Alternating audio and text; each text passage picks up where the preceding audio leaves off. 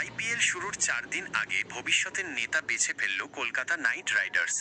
দলের সহ অধিনায়ক হিসাবে বেছে নেওয়া হলো রিঙ্কু সিংহকে।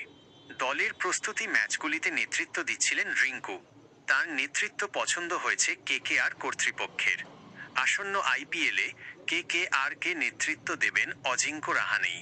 কয়েকদিন আগেই কেকেআর জানিয়ে দিয়েছে গতবারের অধিনায়কের উপর এবারও আস্থা রাখছে দল। তবে গতবারের সহ অধিনায়ক ভেঙ্কটেশ আয়ারকে এবার দলে রাখেনি কেকেআর। তাই নতুন সহ অধিনায়ক কে হবেন তা নিয়ে আগ্রহ ছিল সমর্থকদের মধ্যে। মঙ্গলবার রিঙ্কুকে সহ অধিনায়ক হিসাবে বেছে নেওয়ার কথা জানিয়ে দিলেন কেকেআর কর্তৃপক্ষ।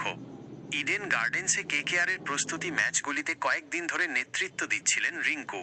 একটি দলের অধিনায়ক করা হয় তাঁকে, অন্য দলের নেতৃত্বে ছিলেন রাহানে।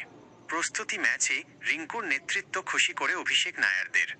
ভারতীয় দলের ব্যাটারের আগ্রাসী মেজাজের প্রশংসা করেন একাধিক সাপোর্ট স্টাফও। তা থেকে মনে করা হয়েছিল দলের কর্ণধার শাহরুখ খানের প্রিয় রিঙ্কুকেই সহ অধিনায়ক করা হতে পারে। উল্লেখ্য, আগে জাতীয় স্তরের ক্রিকেটে নেতৃত্ব দেওয়ার তেমন অভিজ্ঞতা নেই রিঙ্কুর।